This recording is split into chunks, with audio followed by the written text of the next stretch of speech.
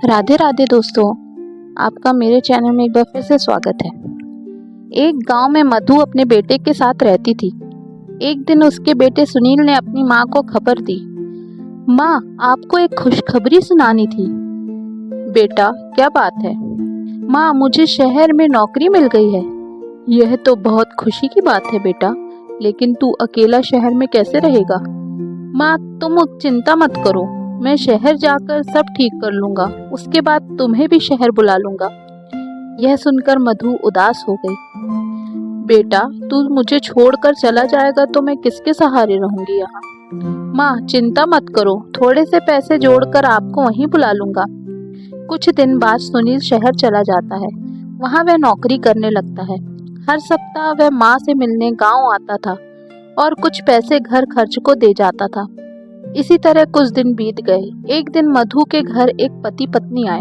बहन जी, हमने आपके लड़के को देखा है। हम अपनी बेटी आशा की शादी उससे करना चाहते हैं। बहन, हमारी बेटी बहुत सुंदर है और हम आपको बहुत सारा दहेज देंगे। हमारे पास बहुत पैसा है। मधु: बहन जी, पैसे तो और दहेज की बात ना कीजिए। हम दहेज नहीं लेंगे और आप इतने पैसे वाले हैं, लेकिन हम तो बहुत गरीब हैं। हमारी आपकी कैसे निभ पाएगी? यह सुनकर पति ने जवाब दिया, बहन जी, आप चिंता मत करें। यहाँ आने से पहले हमने आपके बारे में सब पता कर लिया है। हमें आपका लड़का बहुत पसंद है। सुनील से बात करके दोनों लड़की देखने जाते हैं। लड़की उन्हें पसंद आ जाती है। इसके बाद दोनों की शादी हो जाती है। शादी के बाद आशा बहू बन के घर आ जाती है। कुछ दिन गांव में रहने के बाद सुनील अपने काम पर जाने लगता है। आशा: मैं इस गांव में नहीं रह सकती, मुझे भी शहर ले चलो। सुनील: तुम कुछ दिन माँ के साथ रहो, फिर मैं तुम दोनों को शहर ले जाऊंगा। मैं इस गरीबी में नहीं रह सकती। पता नहीं पापा ने क्या देखकर मेरी शादी यहाँ कर दी। या तो मुझे शहर ले चलो या फिर मैं अपने पापा के घर जा रही हूँ। बेटा, तू बहू को लेकर चला जा, मेरी चिंता मत कर। नहीं माँ, ऐसा करते हैं, हम सब साथ में शहर चलते हैं। तीनों शहर में रहने लगते हैं। आशा का व्यवहार धीरे धीरे बदल जाता है। वह हर समय सास से छुटकारा पाने के बारे में सोचती थी। एक दिन मधु सुनील से बात कर रही थी, तभी वहाँ आशा आ जाती है। हाँ माँ जी, आप भड़का लीजिए इन्हें मेरे खिलाफ। जब से ये शहर में आए हैं, ना तो मुझे कहीं घुमाने ले गए हैं, ना ही मेरे साथ ढंग से बात करते हैं, और यह सब आपके कारण हो रहा है। आशा: ये किस तरह बात कर रही हो तुम मेरी माँ से? क्या कमी रह गई मेरे प्यार में? बस मैं केवल इसलिए कहीं नहीं जा पाता क्योंकि मेरे पास टाइम नहीं है, वरना माँ तो हमेशा मुझसे तुम्हें कहीं ले जाने की बात करती है। इसलिए मेरी माँ पर झूठे आरोप लगाना बंद करो। यह सुनकर आशा और गुस्से में आ गई। बेटी, गुस्सा मत कर, मैं इससे बात करती हूँ। सुनील, तू आज ही बहू को कहीं घुमा ले जा और जो वो कहे उसकी हर बात माना कर। रहने दीजिए माँ जी, आप ही इन्हें भड़काती हैं और मेरे सामने भली बनने का नाटक कर रही हैं। मुझे अब कहीं नहीं जाना, और जाना भी होगा तो आपसे पूछने की जरूरत नहीं है। यह कहकर वह कमरे में चली जाती है। उसकी इस बात से मधु बहुत दुखी होती है। उसके अरमानों पर पानी फिर जाता है। इधर सुनील भी बहुत दुखी होता है। अगले दिन से आशा ने दोनों के लिए खाना बनाना बंद कर दिया और सुनील के जाने के बाद अपने पिता के घर चली जाती। घर का सारा काम मधु करती और जब सुनील के आने का समय होता तो उससे 1 घंटे पहले आशा आ जाती थी। इस बात का सुनील को जरा भी पता नहीं था। एक दिन आशा अपने साथ एक आदमी को लेकर घर आई। माँ जी, ये प्रकाश जी हैं। ये बुजुर्गों को तीर्थ यात्रा पर ले जाते हैं। 1 महीने की यात्रा है जिसमें सारे तीर्थ कराते हैं, बहुत कम खर्च में। मैंने पैसे जमा करा दिए हैं, आप शाम को ही इनके साथ चली जाना। लेकिन बेटी, एक बार सुनील से तो पूछ लेने दे। नहीं माँ जी, वो आपको जाने नहीं देंगे और ऐसा मौका आपको दोबारा नहीं मिलेगा। मधु आशा की बातों में आकर शाम को उस आदमी के साथ चली जाती है। शाम को जब सुनील आता है तो वह माँ को ना पाकर पूछता है। तब आशा कहती है, माँ जी तो तीर्थ यात्रा पर चली गई। उनके गांव से एक आदमी आया था, वो उन्हें अपने साथ ले गया। सुनील बहुत परेशान हो गया। वह कुछ दिन माँ का इंतजार करता रहा, लेकिन माँ नहीं आई। उसके बाद वह गांव गया माँ के बारे में पता करने, लेकिन माँ का कहीं भी पता नहीं चला। बहुत खुश रहने लगी। उसके रास्ते का कांटा हमेशा के लिए निकल गया। इधर वह आदमी मधु को बहुत दूर ले जाकर एक रेलवे स्टेशन पर बैठाकर चला जाता है।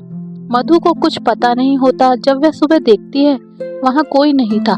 मधु घबरा जाती है। वह रास्ता ढूंढने लगती है लेकिन उसे कहीं कुछ समझ नहीं आता।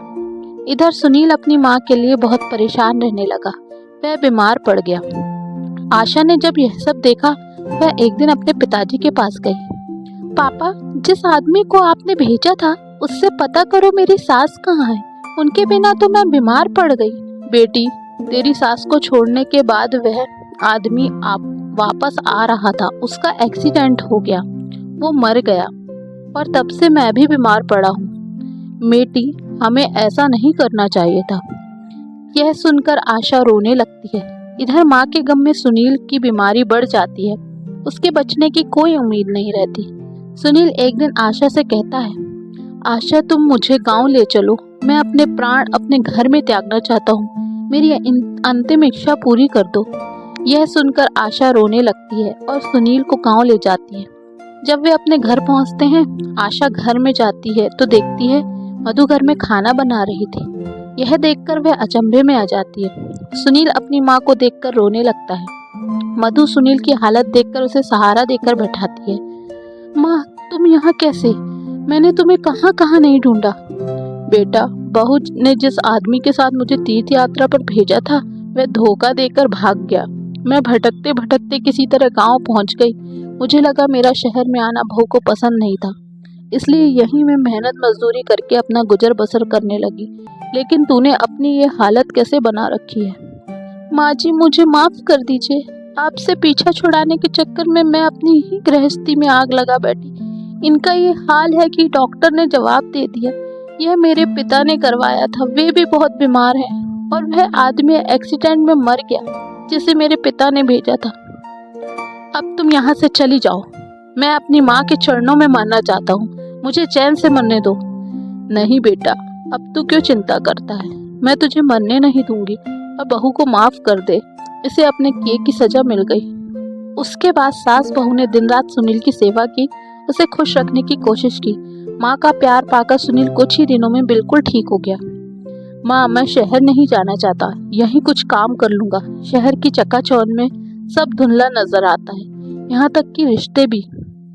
कुछ दिन बाद आशा के पिताजी घर आए और मधु के पैरों में गिरकर माफी मांगने लगे। बहन जी, मैं अपनी बेटी को सुखी देखना चाहता था, लेकिन ये भूल गया एक माँ को उसके बेटे से अलग कर जो अपराध कर रहा हूँ, उससे मेरी बेटी का संसार कभी सुखी नहीं रह सकता। मैंने आप सभी को माफ कर दिया। इसके बाद आशा बिल्कुल बदल गई। वह अपनी सास की सेवा करने लगी। सुनील उसके विवाह से बहुत खुश रहने लगा। तो दोस्तों, उम्मीद है आपको ये कहानी बहुत पसंद आई होगी। अगर आपको ये कहानी पसंद आई है तो मेरे चैनल को सब्सक्राइब कीजिए, लाइक कीजिए एंड शेयर कीजिए। धन्यवाद।